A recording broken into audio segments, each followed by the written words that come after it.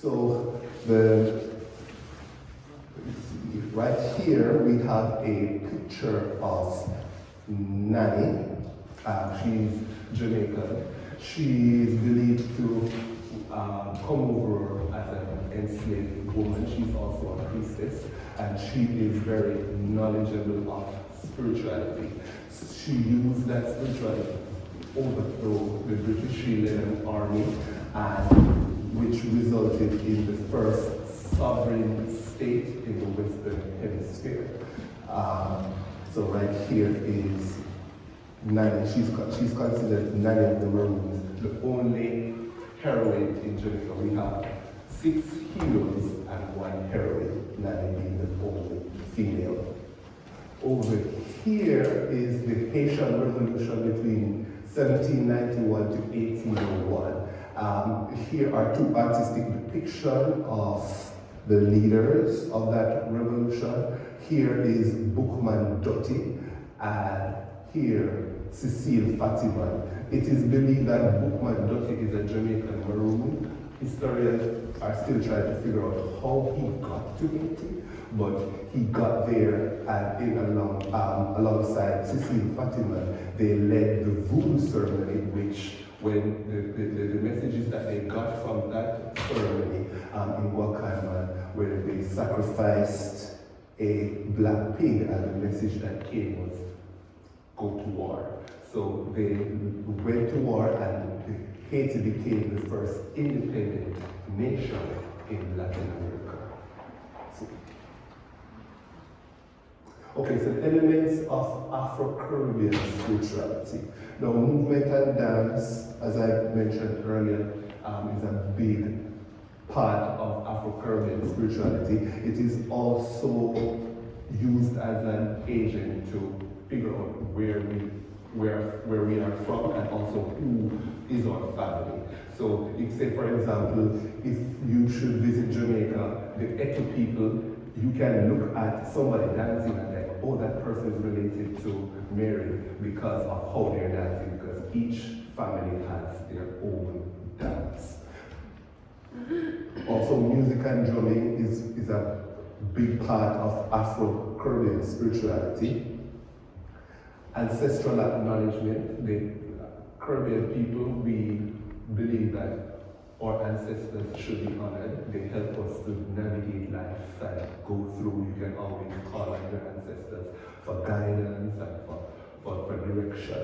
And also, there is offerings and sacrifices. You can offer just about anything. It also depends on the message that you receive from these spiritual energies. You can offer food, you can offer liquor, you can offer flowers, you can also offer blood. And just to point out, the blood within Afro-Caribbean spirituality can also be physical or metaphoric. Physical meaning the blood from an animal, from a pigeon, a goat, a pig, whatever animal, or metaphor which represents the blood of Christ. So, they say, oh, wash me with your blood, Lord, cover me from the crown of my head to the sole of your feet with your blood, and your blood. So it is a metaphoric representation. Okay, so here is a map of one is a map of the Caribbean, map of Africa, and map of the Caribbean. So it's a little blur at the moment, but I was trying to fix it. It still didn't work out.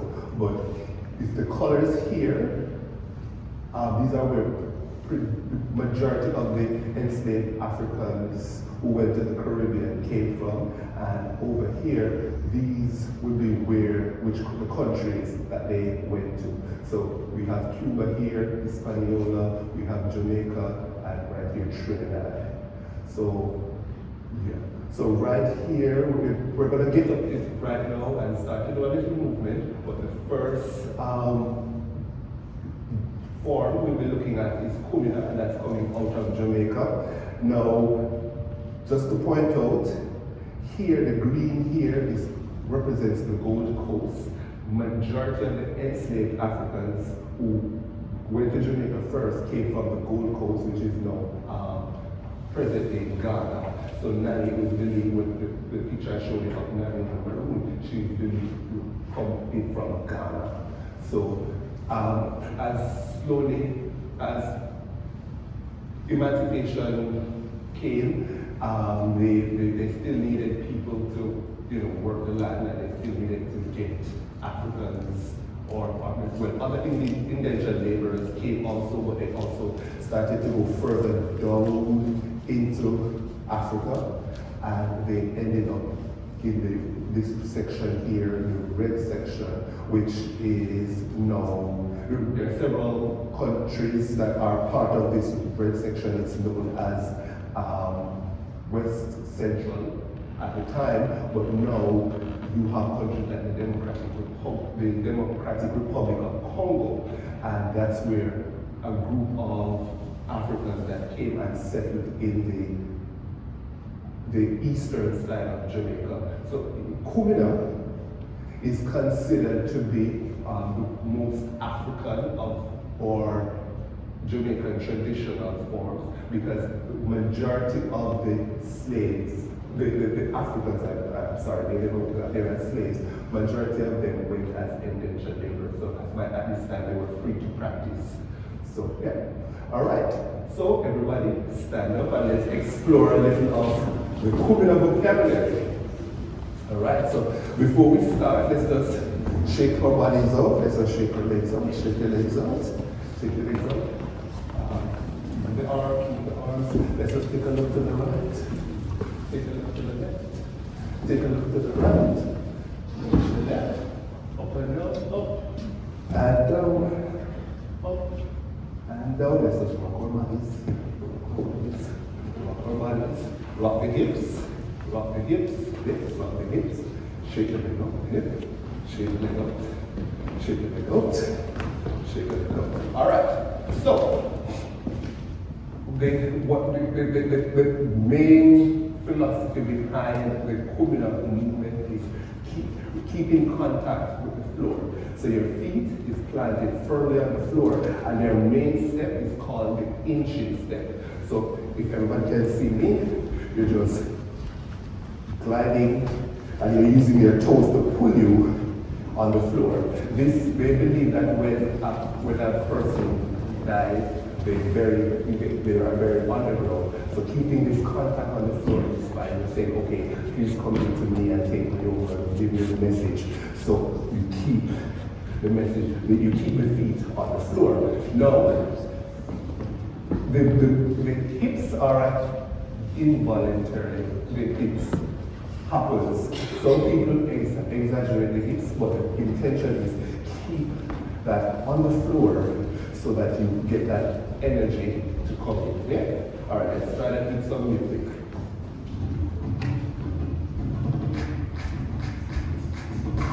Okay. 5, 6, 5, 6, 7, and 2, 3, 4, 5, 6, 7, 8, 9. All right, let's take it back a little. So let's try it again. So as you go along, just try to let the movement get in. So we're moving 1, 2, 3, 4, 5, 6, 7, 8. Very nice, Jerry. Now we're gonna take a step. We're gonna go 1, 2, 3. So we go 1, 2, 3. And 1, 2, 3. Again. Across, together, and across, together, and. Okay? Across, together, and across, together. Again. Across, together, and across, together, and. Good? Let me see everybody try across, together, and 5, 6. Here we go. Across, together, and across, together, and across, together, and across together. I know she's a queen and a queen. We have a queen and a queen right here. All right. Okay. So we're gonna try. So let's try the shuffles into across together. At 5, 6. Here we go. 1, 2, 3, 4, 5, 6, 7, 8. And across together. And across together. And let's take our across together and travel back so we get some space. Yeah. All right. Very nice. So we're gonna do it. We're gonna do it. Watch me. So we go 1 together and 2 together and 3 together and 4 together. And so we do it 4 times. Now that's what the feet are doing. However, the upper body is relaxed and free. So watch me. Take a look at me. 5, 6, 7. We go.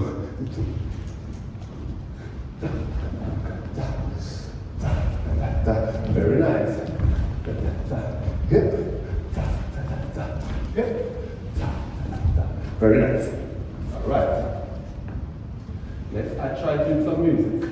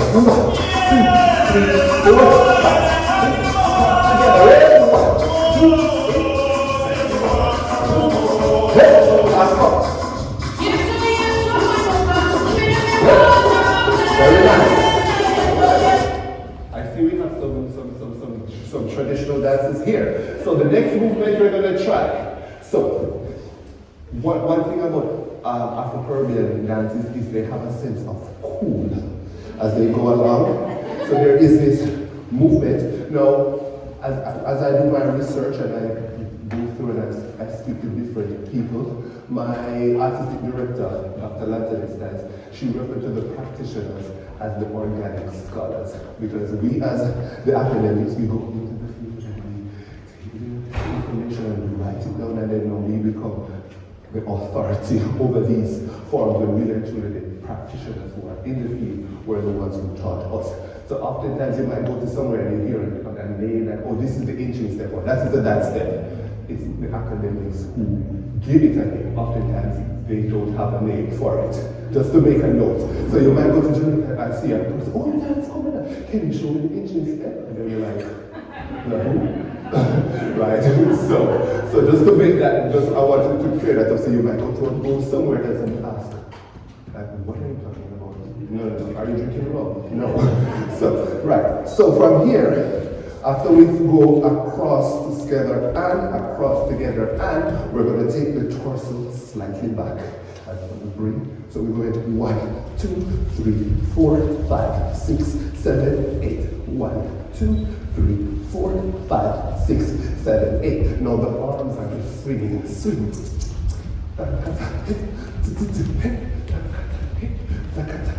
Very nice. Very nice. Good. After we do 1, 2, 3, 4, we're going to go break, break, break, break. So it is break, step, step, break, step, step, break, step, step, break, hip, break, break, step, step, break. Good. So let's try from here. So we're going to go 1, 2, 3, 4, and break, step, step, break, step, step, break, step, step, we can have fun. Ready?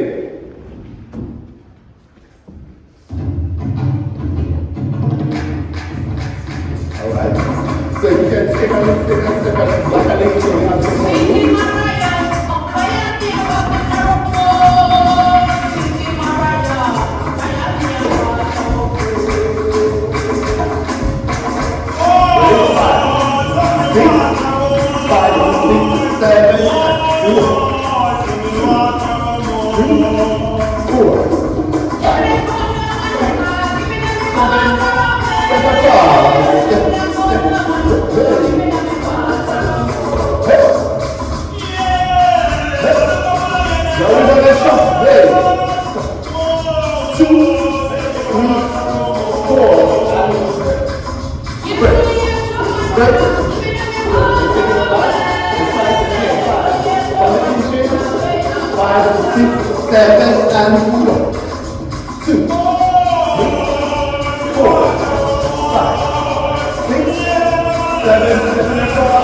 Here we go.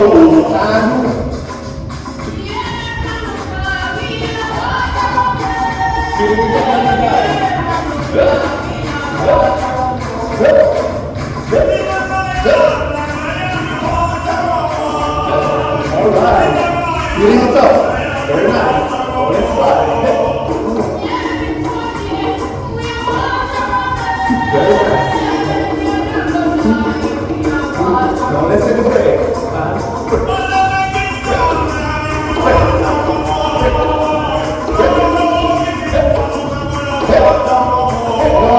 Personality, yes? Now find a partner. Yep, there we go. Hey! Now change the movement. Yep.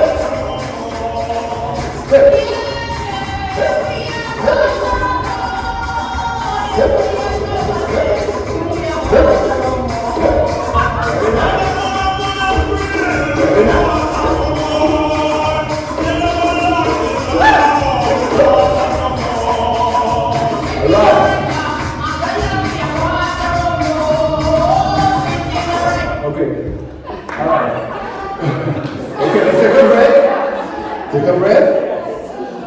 Okay, very nice. So if you go to a Cuban ceremony and see them doing it, you will see the practitioners dancing anti-clockwise. So they're dancing in the reverse. It's believed that the ancestors, they are no longer in the living, we are going clockwise. They are now anti-clockwise. So to connect with them, you dance anti-clockwise, and it's happening, it's done in a circle. So you have some partner happening. If I had drummers, there's a whole set of breaks that determine, okay, when you will change the movements and all of that. But it's a recorded track, so sometimes the breaks don't come where you want the breaks to happen. So I'm gonna play the music and then see the breaks, and I'll try to show you like what a break would look like.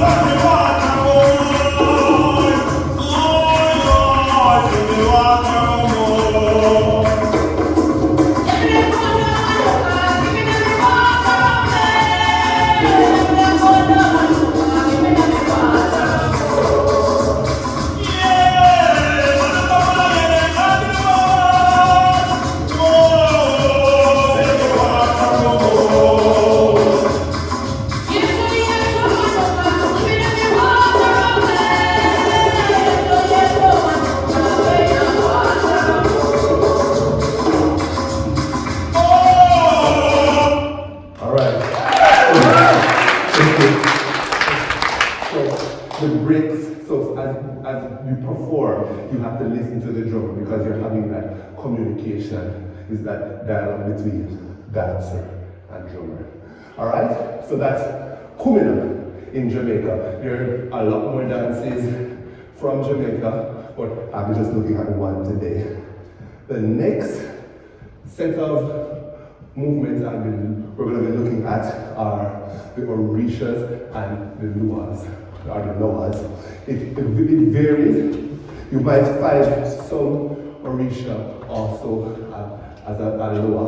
An Orisha is a deity from the Yoruba tradition, while a Loa is a deity from the Voodoo tradition. Right? So the first deity that we're going to be starting with is Elegba, Elegba, or Eshu. It depends on which country you're speaking. The names might vary. So Elegba, if you say Elegba, chances are that person is Cuban. Legba or Papa Legba is Haiti, and Eshu, you hear Eshu a lot in Trinidad. Now, you might hear these names in that country also, but predominantly you might hear people from Cuba say Elegba. Okay? Now, Legba is the deity of the crossroad.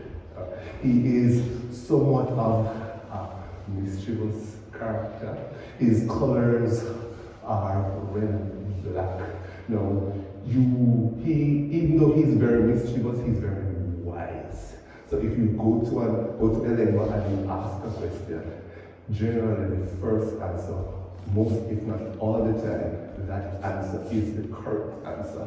Don't go asking 50 million times if the answer that you get oftentimes is the correct answer. There are ways, depending on where you go, they used to ask. Right here is a artistic depiction of Elegba or Eshu.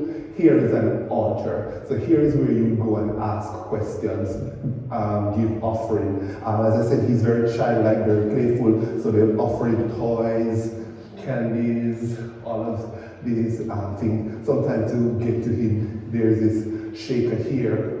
You can also offer rum, but whenever you ask, there are different, you can use the coconut, you can use the coral shell, and based on the patterns on the floor, you can know what answer it is. But oftentimes, you have to be very embedded in the tradition to kind of get a full and a deeper understanding of like how to do a good reading or an accurate reading to any one of the Orishas. All right.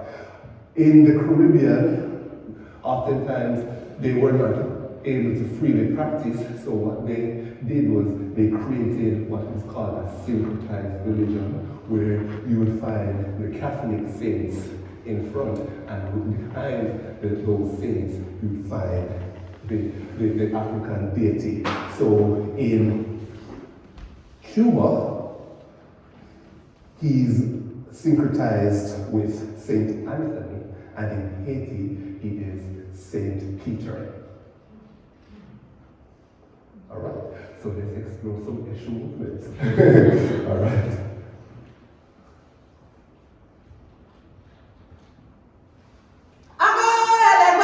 So he's very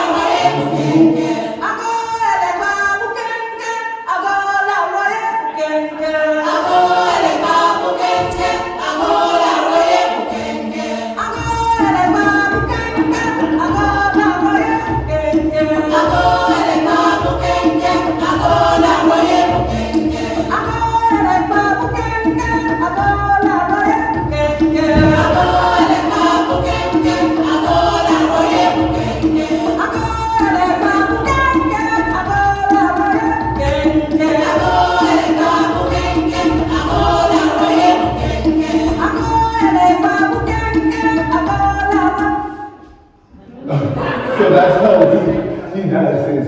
He He's very mischievous, he's very playful, he's very, he'll go, he's a trickster, so he can trick.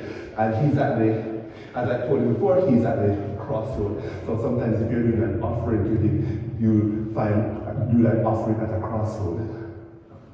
All right? So the next deity is Shango. Now Shango is considered to be the most powerful, one of the most powerful deities that came over with the enslaved. Fierce. He's the god of thunder.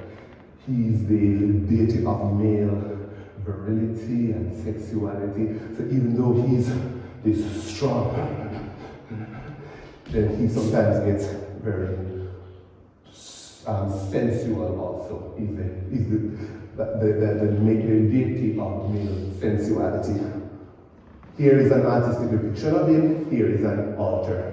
Now, his colors are red and white. You offer, a variety of stuff to Shango. Within Catholicism, he is syncretized with Santa Barbara. Now, Santa Barbara is a female deity, but Shango is right behind her. It just goes to show in Afro-Caribbean spirituality, women are celebrated. The feminine divine is very important. Yeah? All right, so Shango.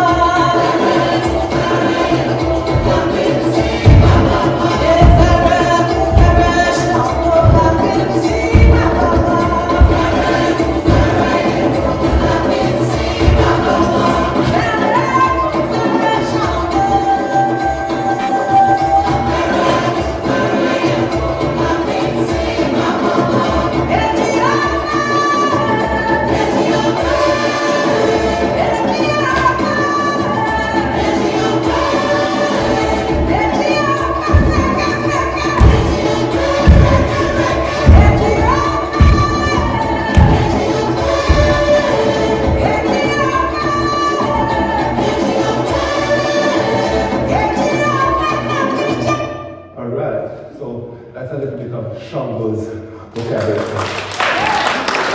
Now, we have Ogun. Now, Ogun is the deity of justice, metal. His colors are green and black. He is a warrior. Fierce deity. He dances with a machete. So whenever you see him, his movements clear. He believes he's one of the orishas that you call on to clear your path. So you ask for Eshu to open the door. You ask Elegua to clear the path. You call on Ochosi. Ochosi is the hunter that never misses with a bow and arrow, and there are three warriors that work together. Yeah? But today we're only looking at Ogun. In Haiti, he is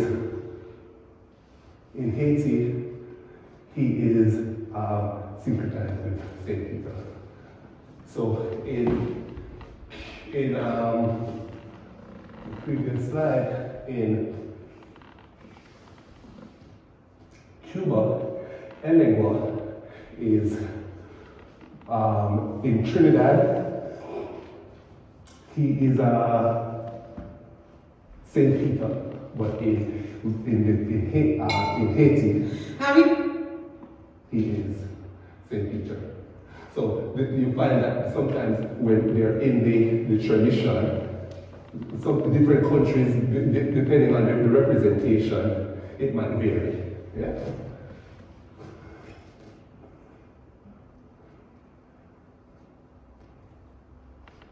Arrivo, emi alama kumpele ku. Arrivo, baba emi alama kumpele. Arrivo, emi alama kumpele ku. Arrivo, baba emi alama kumpele. Arrivo, emi alama kumpele ku. Arrivo, baba emi alama kumpele.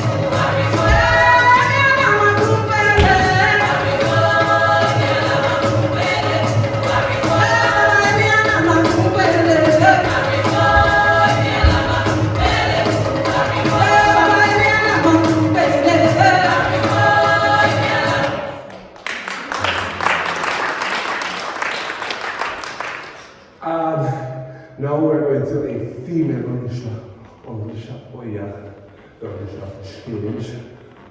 She's associated with the tornadoes. She is a very fierce Orisha. It is believed that when she goes in, she will cause destruction. Oftentimes that destruction is vomiting. So she'll go in and, okay, something is off here.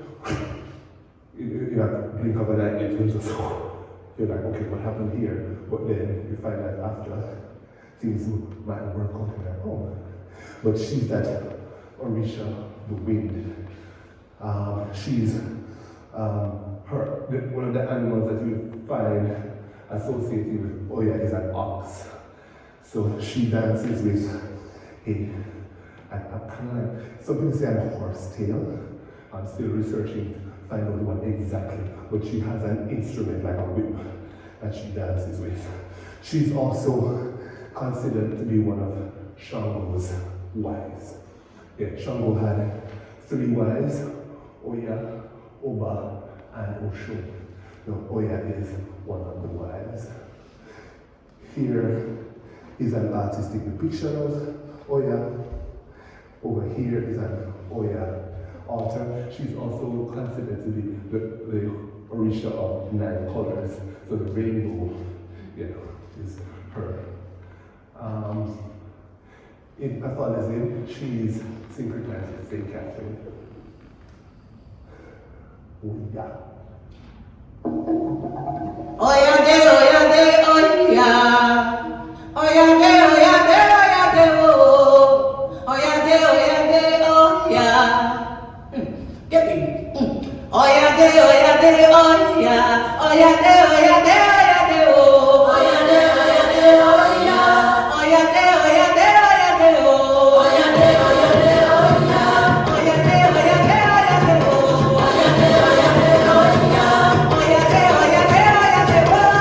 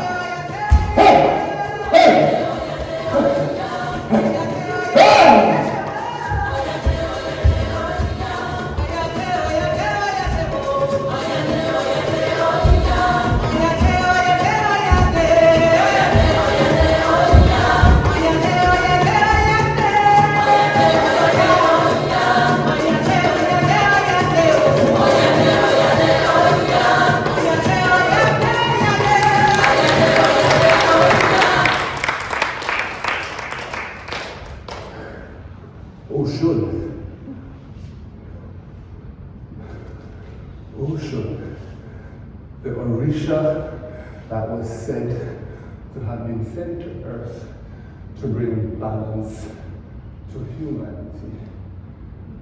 Beautiful Orisha, sensuous Orisha, she presides over all sweet waters, rivers, lakes, lagoons. She is the deity of fertility, sensuality. Depending on which country you go, her colors might vary, but in Cuba, she is gold and yellow. In Trinidad, it might be pink. And you offer sweet colognes, golds.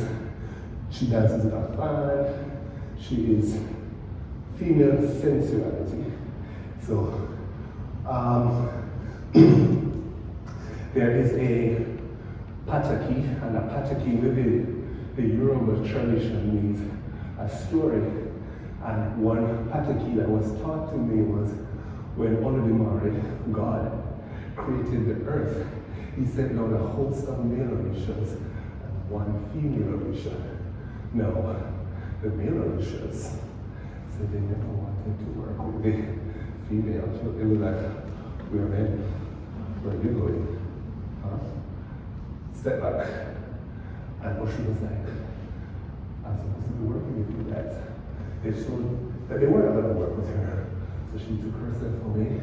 She went to the moon. No, chaos started happening on the land. She presides over the honey. There was no more honey.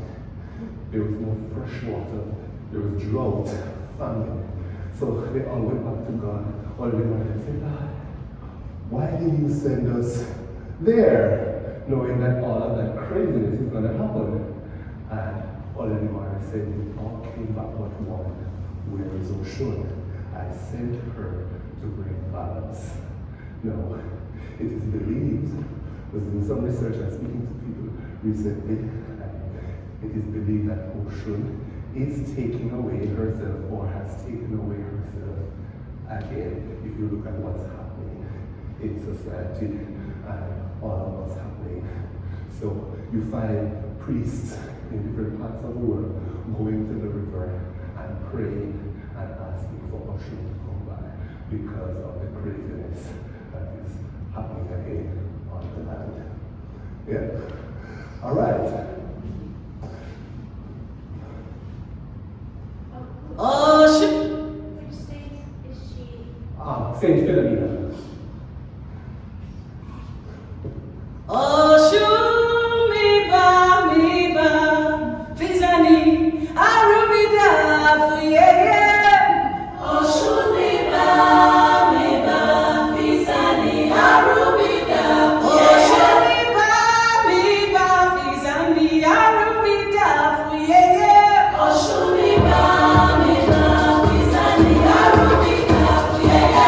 Oshun, mi ba, fizani, arubida.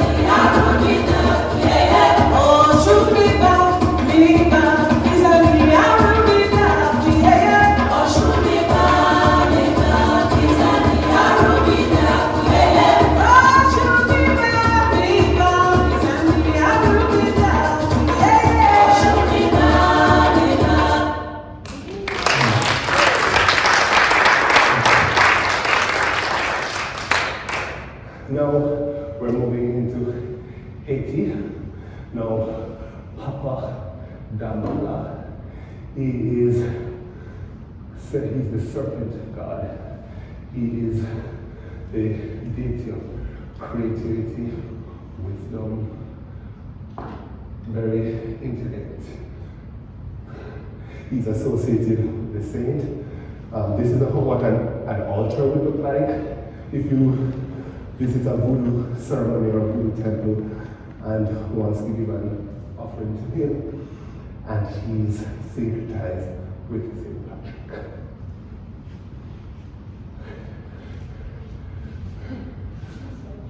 No worries.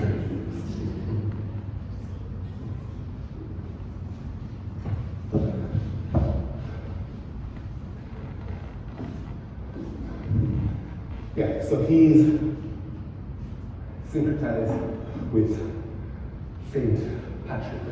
Now, his movements very subtle, very serpent-like, very direct, intentional. Yeah.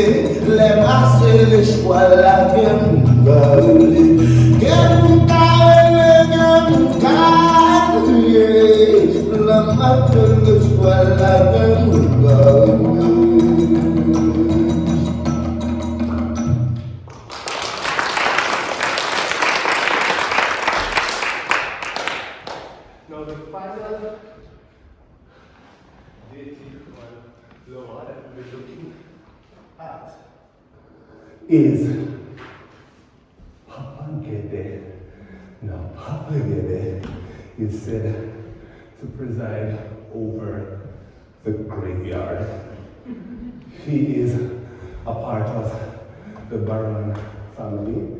Now, Gede is very erotic. He celebrates that whole erotic nature. He's a fertility deity. So whenever he mounts a devotee, before he leaves, oftentimes women would go and try to whine on him or dance with him because he said he would bless their womb. This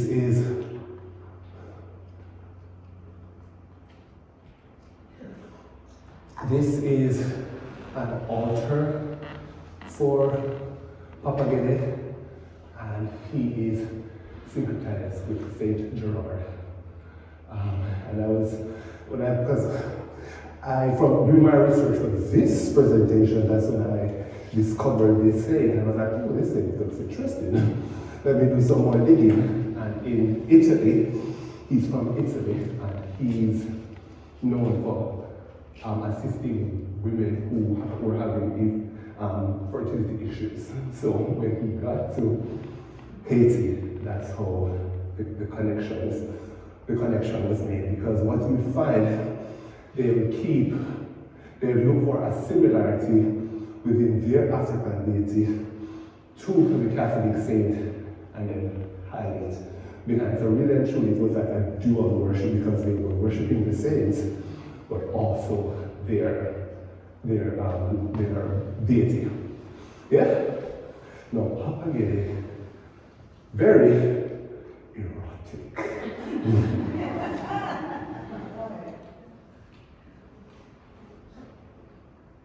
Kwa sembo, kwa la kwa sembo, ede nibo. Kade sa munyo feno, kasa tie no la ye. Kade sembo, kwa sa munyo feno, monti o ati o, no la ye. Munyo manje sono, aye bade wanye. Yo pito manje kukocho, pase kuyo pase.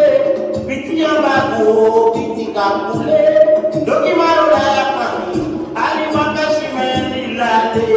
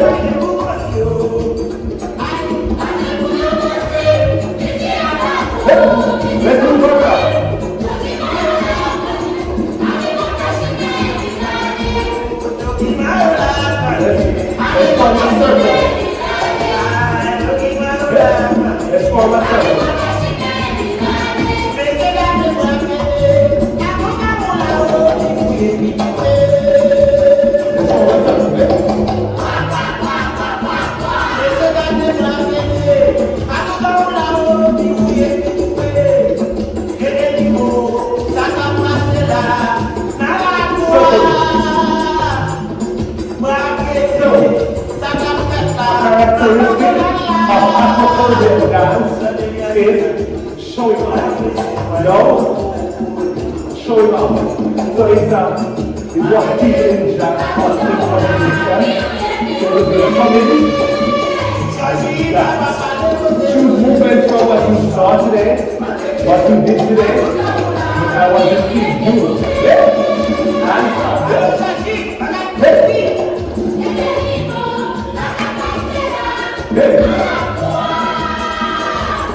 And two more.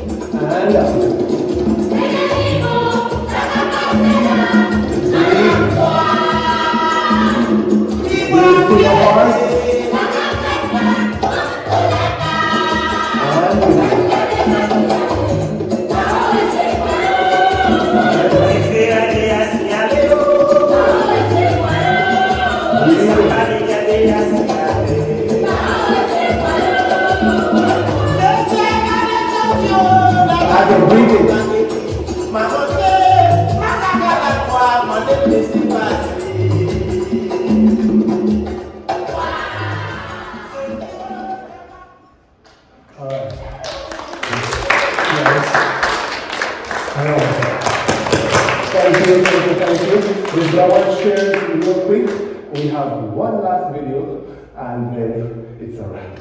Alright? So if you have your water, grab a sip of water while we pull up the video.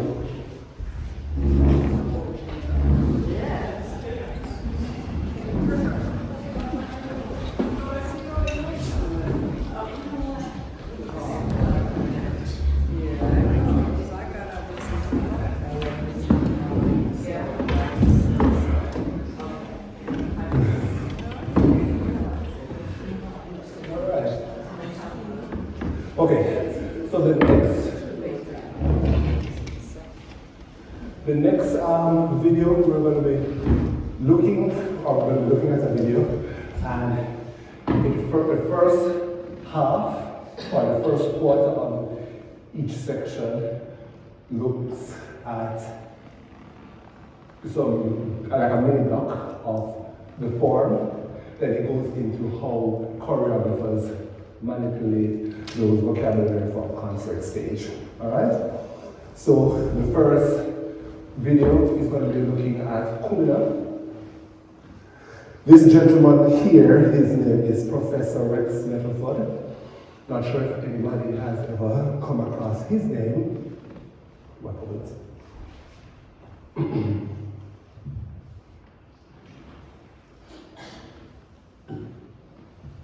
If anyone has ever come across his name, he's one of the philosophers in the Caribbean. He's also an artistic genius. He created the National Dance Theatre Company of Jamaica. He studied in Oxford and Cambridge and then went back to Jamaica, and also became advisors to different prime ministers and all of that. But Professor Rex Nettleford. Rex Nettleford. Yeah. So he is separate and apart from his academic achievements. He's also creative, and you're gonna listen to him now, and then afterwards you'll see him in performance. This was in probably the last 2 years before his passing.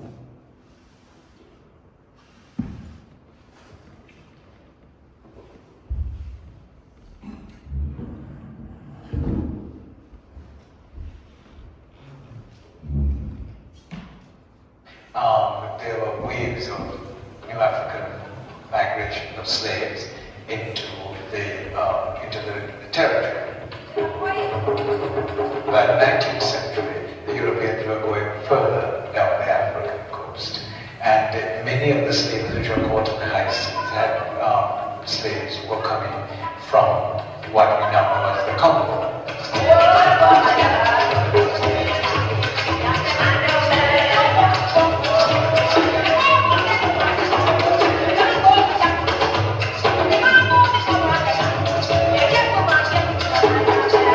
This is cool what we started with. So the musicians generally sit on the drum and we dance along. Now some of these people came to Jamaica after 1830 as indentured laborers, and one tradition has it that the Kumina religious cult came in at that time. And hence the recency and the durability of the deep Africanity, of that particular ritual.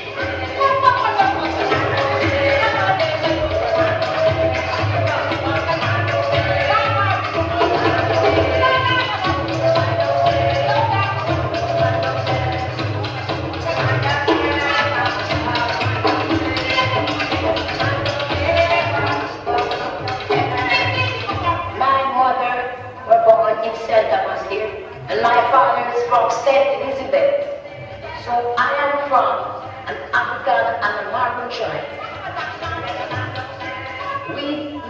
communal in helping people when they are sick and so on.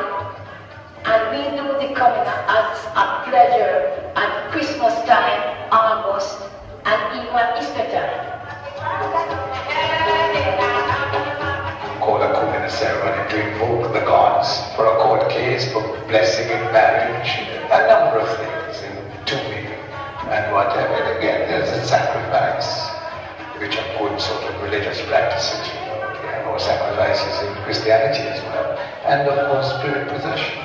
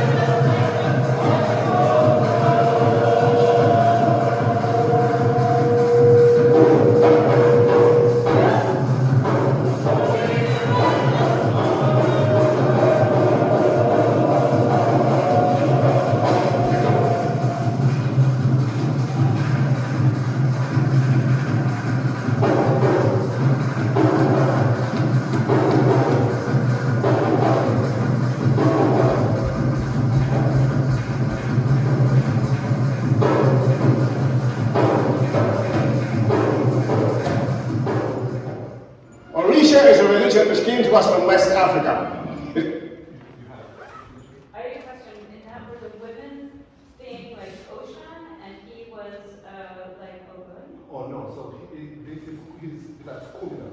So it's more ancestral. So this is a different tradition. So that form, it came from the Congo, while the Orisha dances and the lower. The Orisha dances came from Nigeria, while the lower dances came from Benin.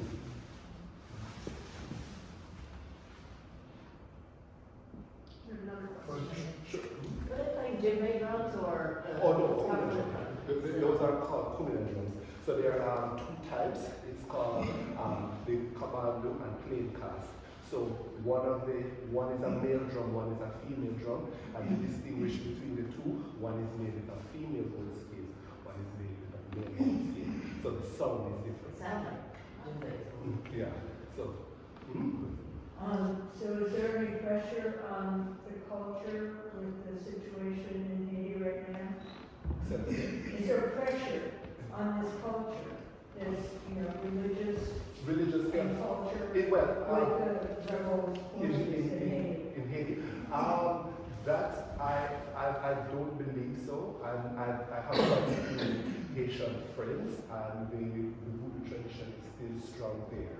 So they always make a joke and say they're 90% Catholic and 100% voodoo.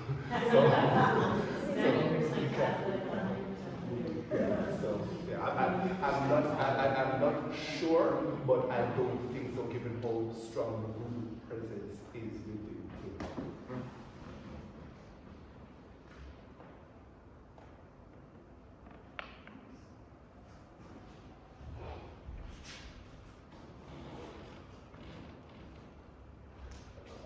Sorry, I paused it and well,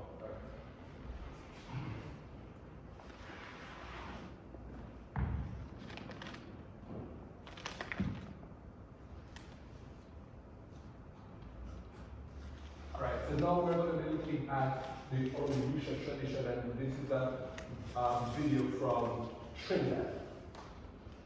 And you will see Professor Maureen Wonderwills.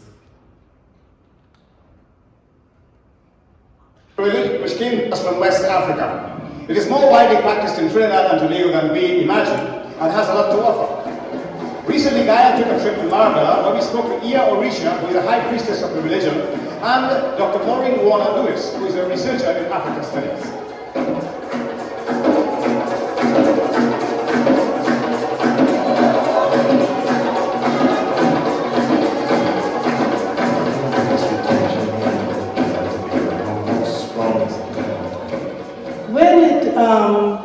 There's evidence that it has existed here since the last century. I don't know if it existed before that, but there's evidence that there was a fairly significant influx of Yoruba people to Trinidad in the 19th century. Several of them, many of them after emancipation. And this would account for the strength of the religion still here in Trinidad. In other words, it is fairly recent. It has been strong throughout the years, but it has existed as a subterranean kind of religion because of its non-Christian nature and the fortunes or misfortunes of an African religion in a colonial society.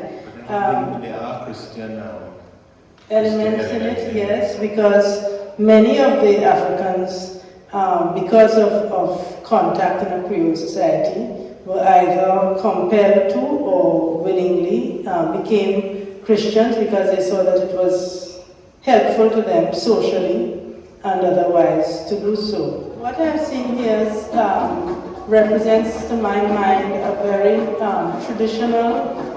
It will appear that the ceremony attempts to stick very much to certain traditional ritual practices.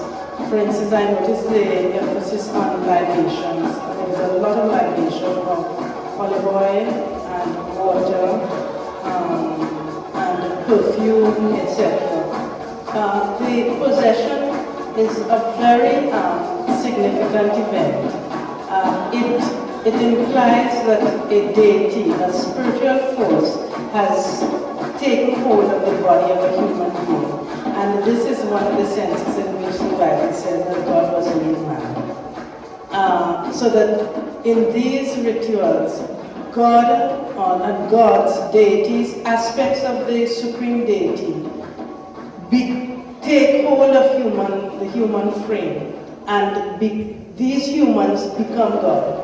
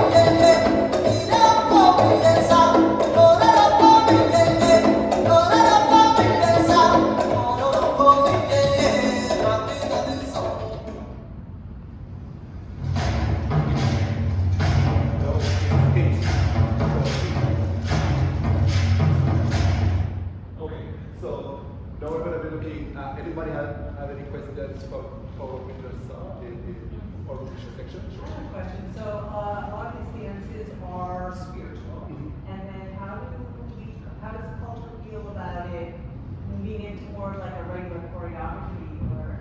Oh, there's no problem. Yeah, there's no problem changing and. Because what happens is whatever researchers go in and learn is what the practitioners give to them. So there are certain parts of the tradition that is very sacred, that me being a practitioner, I would not be privy to that, so I cannot put it on stage. There are certain things that it's kept sacred. So it is. I think it's fine that what is up there. I've never heard anybody say, "Oh, why did you put that out?" So that was Ocean and Ocean dancing together, and then the Trickster and Crossroads. Elegua. Is that what that was? Yes. Yeah, that's the dancer in the red and the hat. That's Elegua. The deity that came out with the axe, that's Shango. So it is Shango. So it is believed that Shango and Oshun, they have a pair of twins. It's a twin Orisha, and that's called Orisha Ipeji. It's a boy and girl twin. Is there aside from the fact that Haiti is here, or Cuba is here, or Trinidad is here, and different customs develop in different countries, is there any meaning to a country developing this type of dance or movement as opposed to this? In other words, is it just, ancestrally we've all done it this way, and then in Cuba we've done it this way? Is there any spiritual or psychological or unconscious meaning to different dances? In different countries? Yeah. Well, so I'm not fully understanding your question, but what I'm gathering from what you're trying to ask is, so during the enslavement period, when the enslaved were being caught, they were all, being just thrown in the ship. So you have a tribe from Benin, a tribe from Nigeria, a tribe from Ghana, all mixing up in one ship and being docked at different parts of the island. So the first part of the enslavement period, a lot of those retentions were created based on the knowledge of what they had. Because remember, what they came over with, they came over with nothing. However, after emancipation, a lot of these Africans started to come over as indentured laborers, so they were now able to freely practice their religion. So you're seeing that authentic African. So if you go to like the continent of Africa, you might see that ritual there. And because during the indentureship period, different islands were getting the same different slaves from this, or different indentured laborers from different countries. So you might see the Yoruba tradition looking very similar in Trinidad, Brazil, Cuba, because at that when the Africans that came at the latter part were able to freely practice. So I'm not sure if that answers your question. And what was I clear?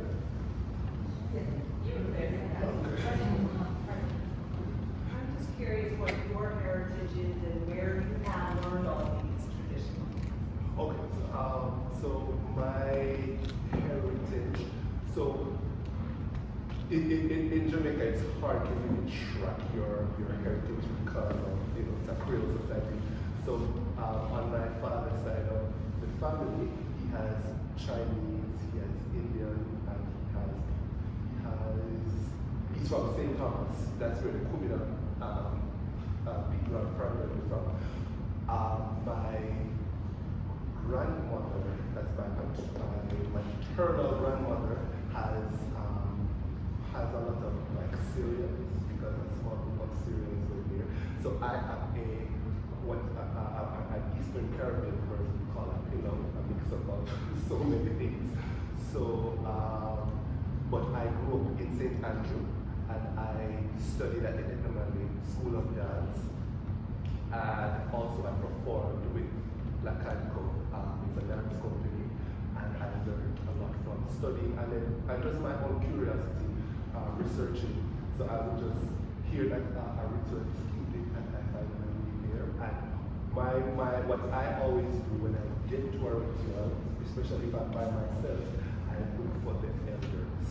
And the oldest person in the crowd, I find them and I stand beside them and I respectfully ask them questions, and they are always willing to share.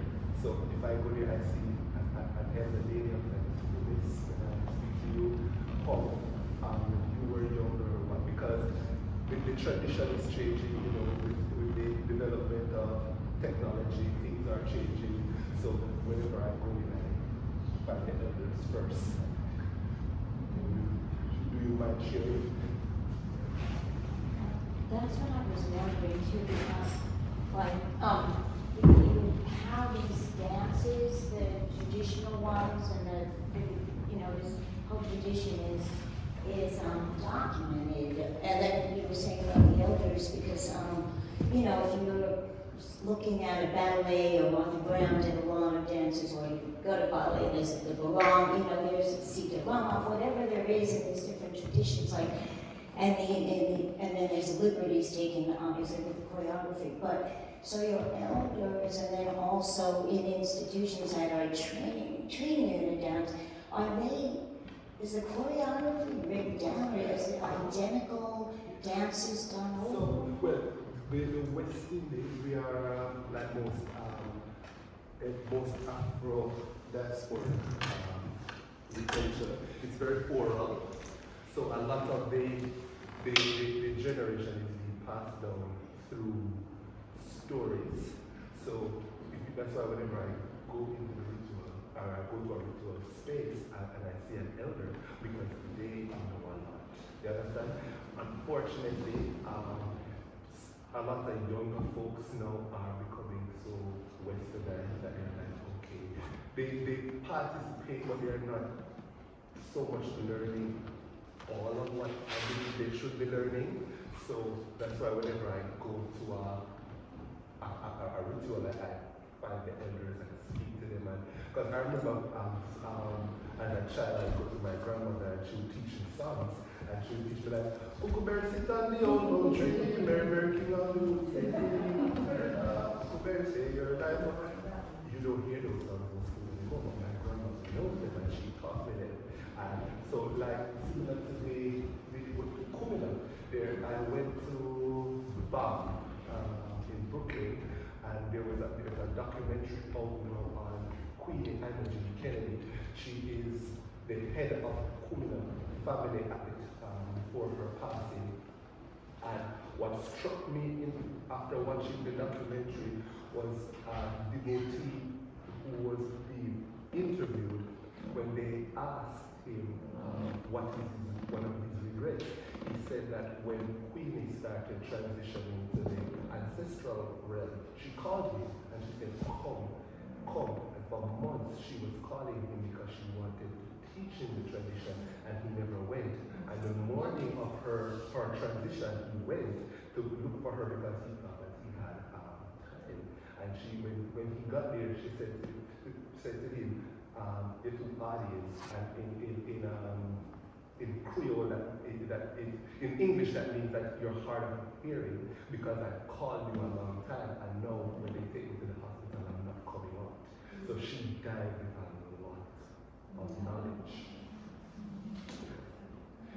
So it's a documentary. I can't remember the producer's name now, but they were doing like a series at BAM, and I saw it and I went. They showed two documentaries that night.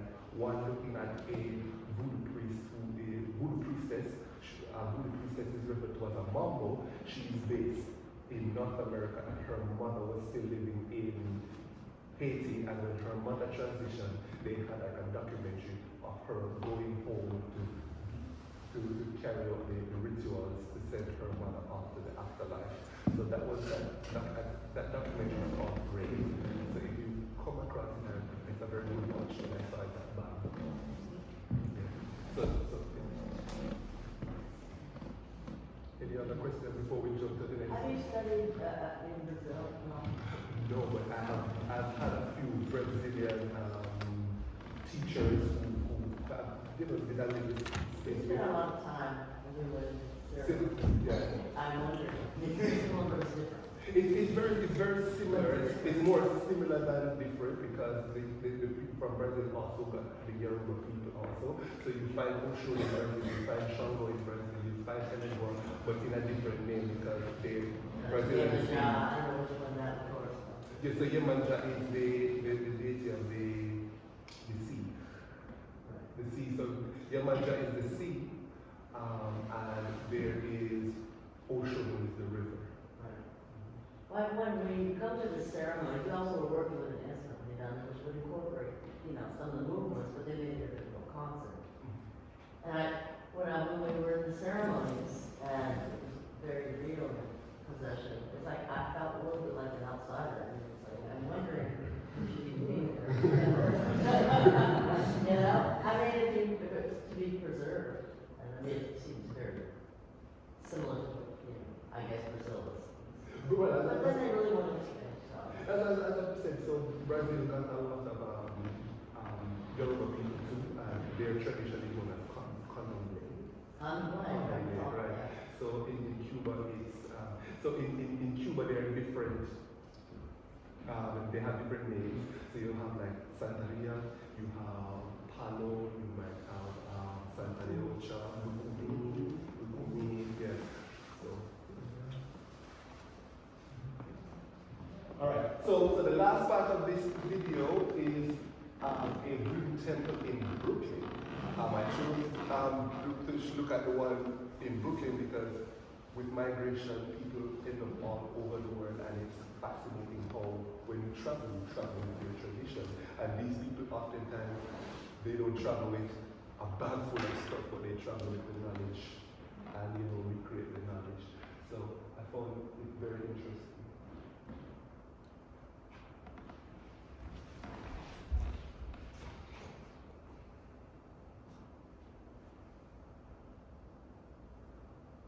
Machete play. You have to know a spirit for it to possess this name, Mama Edeline.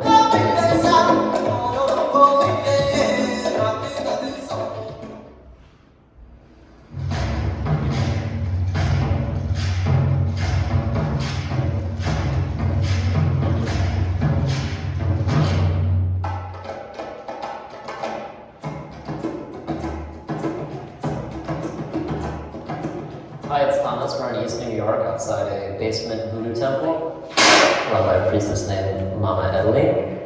Tonight she's going to be summoning the same fiery spirits that helped the Haitian slaves overthrow their French masters in the early 1800s. Maybe this will kick off something fiery for us.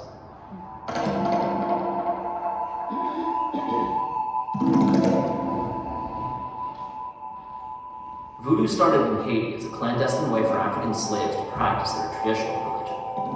When the French tried to force Christianity down their throats, the slaves simply took the major spirits, or Loa, and matched them with the Catholic saint they most closely resembled, then pretended to worship those guys instead. Do you have to know a spirit for it to possess you? Do you have to ask it to? All of us on earth, we are spiritual someone. The spirit likes you, want to live in you, get possessed by the spirit. Is it possible I'll be possessed by one of these spirits, or will it be? I don't know, it depends on them. In Haiti, a divine spirit is called a Loa.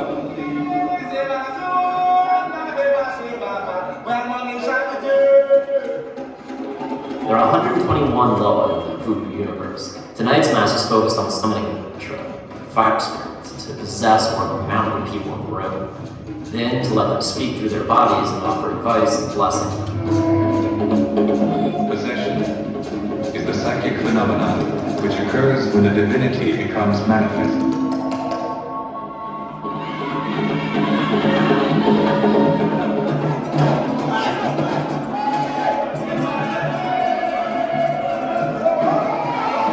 many subtle gradations of salutation, and these indicate the relative authority of the persons involved.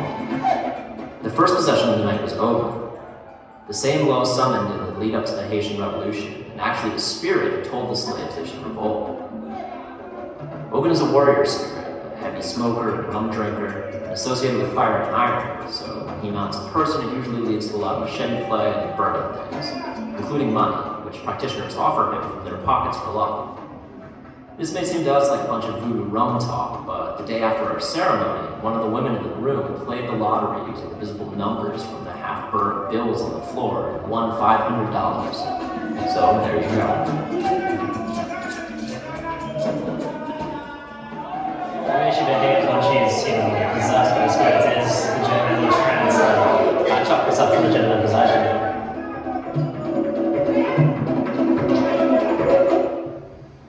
Gede, the god of life and death, hosted at the timeless crossroads at which all men one day arrive. So life and death become one and the same. Next up was Gede, which are actually a whole family flow, headed by Papa Gede, the first person who ever died.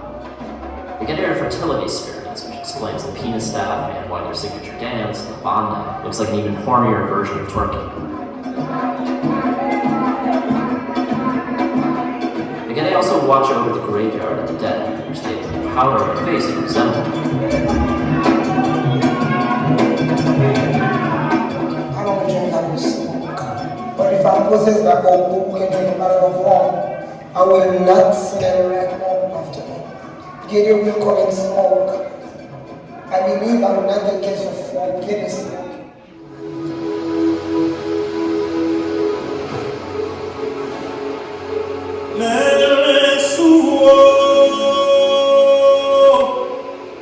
Passez sans moi pas ouais.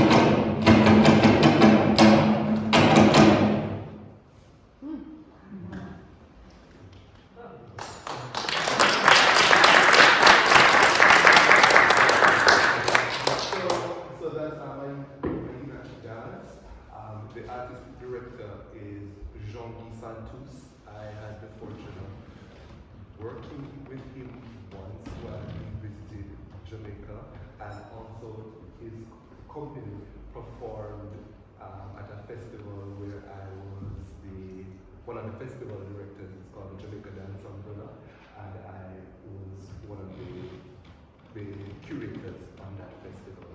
So when they came in, I was like super excited. It was like nothing I've ever seen. Some of my friends had seen them before because there is the Caribbean Festival of the Arts, Carfesta, and they had seen them there. That's how they were, or that's why they were invited to perform at the Jamaica Dance Umbrella. So Afro-Caribbean dances, Afro-Caribbean spirituality got, to North America. We say the 1940s, 1950s, with the great, amazing Catherine Dunham. I'm not sure if anybody knows that name. Can you hear me? Catherine Dunham. Hearing me now? Okay, all right. Sorry about that. So Catherine Dunham, dance anthropologist. So she traveled the Caribbean and documented several dances, and then she came back. Her company and school was based in New York. I believe she's from Chicago, but she did her first degree, second degree, and PhD at the University of Chicago, and created the field dance anthropology. She traveled, and when she got back to the US after traveling to the different islands in the Caribbean and created her technique, the Dunham technique, and she had the Dunham School and the Dunham Dance Company. So we're going to take a quick look here at the Dunham Company in 1948, and they were in the UK.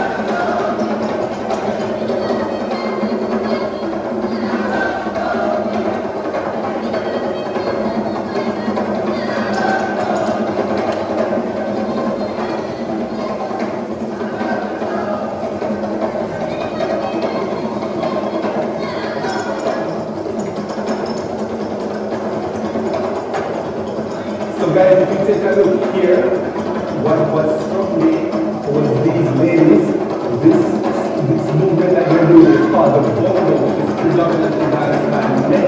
So for in 1948, Catherine had these women doing it. Because I had to do the vocal and it was not easy. And the speed at which they were doing it too is incredible.